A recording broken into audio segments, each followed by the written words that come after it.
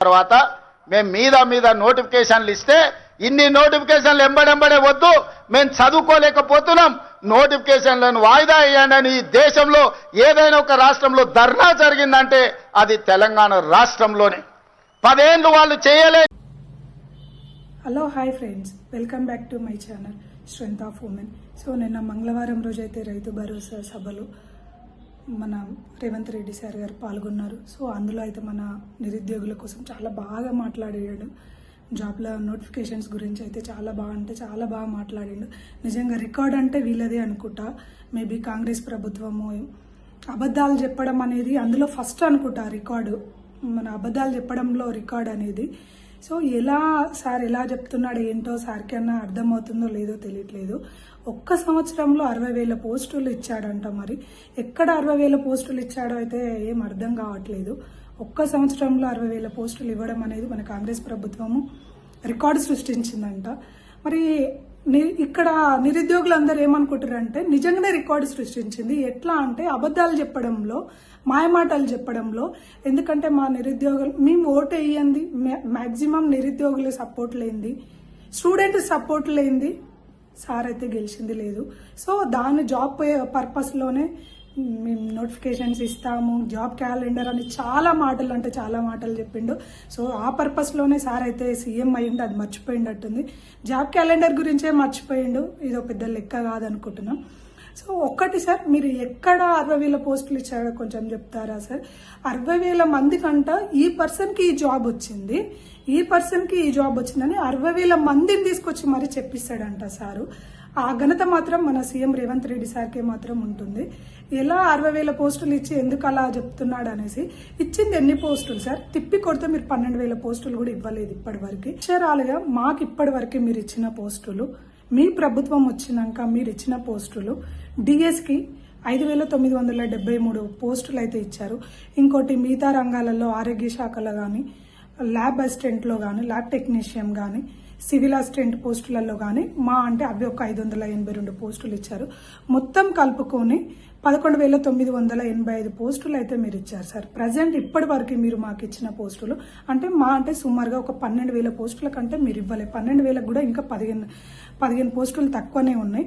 So అలాంటిది మీరు 60,000 పోస్టులను మీరు ఎలా చెప్పగలుగుతున్నారు? అంటే సొమ్మొక్కడిది సోకొక్కడిది అంటే ఇదేనా సార్? అలా బీఆర్ఎస్ ప్రభుత్వము ఇచ్చిన పోస్టులకి మీరు జస్ట్ ఎగ్జామ్స్ కండక్ట్ చేసారు. ఎగ్జామ్స్ కండక్ట్ చేసినంత మాత్రాన పోస్టులు మీరు ఇచ్చినట్టేనా? ఎగ్జామ్స్ కండక్ట్ చేసినంత మాత్రాన ఆ జాబ్స్ మొత్తం మీరు 60,000 పోస్టులు ఇచ్చినాం, రికార్డు మాదే అని పేరు చెప్పుకోవడమేనా సార్? అదేనా మీరు ఇచ్చింది? ఇంకొకటి సార్ చెప్పింది అయితే పెద్ద అబద్ధం ఏంటంటే, ఇదైతే మిమ్మల్ని నిజంగా కోరి మరి మాకు ఏదైతే నిరుద్యోగులు ఎంత ఆవేదనతోటి కొట్లాడి మాకు జాబులు కావాలి అని ఎన్ని బాధలతోటి ఎంతమంది లైఫ్ స్పాయిల్ అయిపోతుందో, అలాంటిది కొట్లాడి మరి మిమ్మల్ని గెలిపించుకుంది ఎందుకు? జాబ్స్ గురించే. మాకు వాళ్ళు బీఆర్ఎస్ వాళ్ళు వెయ్యట్లేరు అనేసి వాళ్ళని కాకుండా మిమ్మల్ని గెలిపించినందుకు మీరేం చెప్తున్నారు? మాకు ఊపిరి పీల్చుకోవడానికి కూడా టైం లేదంట ఈయన ఇచ్చిన పోస్టులకి. మన సీఎం రేవంత్ రెడ్డి సార్ గారు అయితే ఇచ్చిన పోస్టులకి ఊపిరి పీల్చుకునేంత కూడా టైం లేకుండా ఏ ఎగ్జామ్కి ఏది రాయాలి, ఎప్పుడెప్పుడు రాయాలి, టైం ఉండట్లేదు. ఈ విధంగా సారు గాలి పీల్చుకోలేనన్ని పోస్టులు ఇచ్చిండంట. అట్లా అనేసి మాకు ఇప్పుడు వద్దు సారు అని దండం పెట్టుకొని మేము ధర్నాలు చేస్తున్నామంట, మాకు కొంచెం టైం కావాలని. అవే ధర్నాలు కావాలని చేస్తున్నాం సార్. అది మీరు మర్చిపోయిరా? అంటే మీ చెవి దగ్గరికి రావట్లేదా? మీకు ఎక్కట్లేదా? మీరు వినిపించుకోవట్లేదా? మీరు పట్టించుకోవట్లేదా? మా ఆవేదన అనేది మీకు అర్థం కావట్లేదా? మేము కొట్లాడేది, మేము ఫైట్ చేసేది మీకు తెలియట్లేదు. మీరు ఒక కంటెంట్ రాసుకొని ఇదే మాట్లాడాలి, ఇదే చేయాలి అనేసి అది స్క్రిప్ట్ చెప్పేస్తే సరిపోయిందట్టుంది సార్కి. ఎక్కడ సార్ ఒక్కటన్నా చూపించండి. నిరుద్యోగులు ఎక్కడ ధర్నాలు చేసారు? మీరు పోస్టులు ఇస్తుంటే మాకు వద్దు, మాకు టైం కావాలని ఎక్కడ ఇచ్చారో చూపించండి. ఒక్క వీడియో చూపించండి. ఎక్కడ ధర్నాలు చేసారు? సోషల్ మీడియా అంత పిచ్చిదా సార్? అన్ని ప్రతిదైతే రికార్డ్ అయితే అవుతుంది కదా. మీరు ఎక్కడ ఇచ్చారు చెప్పండి. మీరు ఒక్క వీడియో చూపించండి. మేము ఎక్కడ ధర్నాలు చేసినామని. మాకు జాబులు కావాలనే కదా కొట్లాడుతున్నాము. నోటిఫికేషన్స్ వెయ్యండి, 2 లక్షల జాబ్స్ అని చెప్పినావు కదా. ఇప్పటి వరకు ఎటు పోయినాయి ఆ జాబులన్నీ? పోలీస్ జాబులు ఎక్కడ పోయినాయి? మీరు ఇచ్చిన మాట మీద ఒక్క మాట మీద మీరు నిలబడుతున్నారా స్టూడెంట్స్కి? ఇది కాకుండా మీరు వేయకుండా మాకు చేత కావట్లేదు, అది కావట్లేదు అని, డబ్బులు లేవు అది లేవని, మీరు చేసే పనులకు అన్నిటికీ అవసరం పడతాయి, అన్నిటికీ అమౌంట్ డబ్బులు ఉంటాయి. నా చేతిలో ఏం లేదని చిన్నపిల్లలకు కూడా చాక్లెట్ ఇస్తే నా చేతిలో ఏం లేదు, నా చేతిలో ఏం లేదని చిన్నపిల్లలు చెప్తారు సార్ మీరు చెప్పే కథలు. మీరు ఇప్పుడు మా స్టూడెంట్స్ మీద మీరు యూజ్ చేస్తున్నారు ఆ మాటలు, చిన్నపిల్లలు చెప్పే మాటలు. అలాంటి అది కాకుండా ఇంకా పైన మా మీద నిందలు వేయడం ఏంటి సార్ మీరు? అసలు మా మీద నిందలు వేయడం ఏంది? మేము వద్దని మేము ఎక్కడ చెప్పినాం? మేము ధర్నాలు చేస్తున్నామంట, మాకు నోటిఫికేషన్స్ వద్దు అని. అలాంటిది నోటిఫికేషన్స్ వేస్తుంటే ఎక్కువైపోయి స్టూడెంట్స్ వద్దని చేసే రాష్ట్రం అంట మన తెలంగాణ రాష్ట్రం అంట. వద్దు అని అది కూడా రికార్డ్ వేసేసుకోండి. ఎక్కడ ఇంత అన్యాయం ఎవరన్నా మాట్లాడతారా? ఇంత అన్యాయంగా ఎందుకు సార్ మాట్లాడేది? మీకు తెలుస్తుందా మీరు ఏ విధంగా వచ్చిరో అని? దేని బేస్ చేసుకొని వచ్చిరో మీకు తెలుస్తుందా సార్? మీ కాంగ్రెస్ ప్రభుత్వం ఎందుకు గెలిపించిరో తెలుస్తుందా మీకు?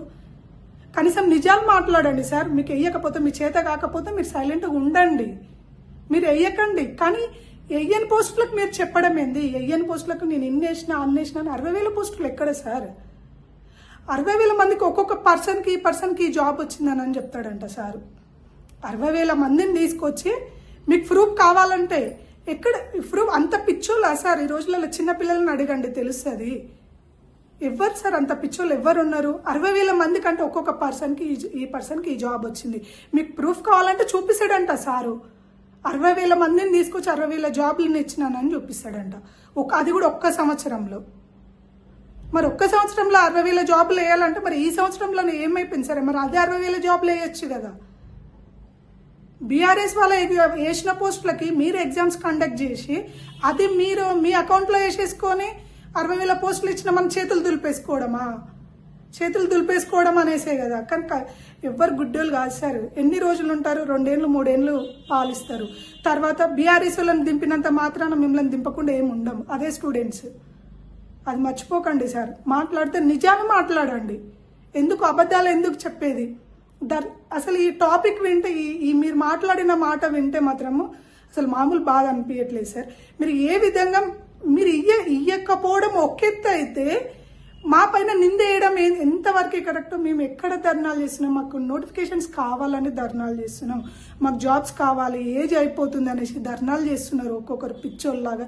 మొన్న June 20కే కదా సార్ ఇందిరా పార్క్ దగ్గర మహాప్రదేశరు అంటే అవి మీ దగ్గరికి రావట్లేదు.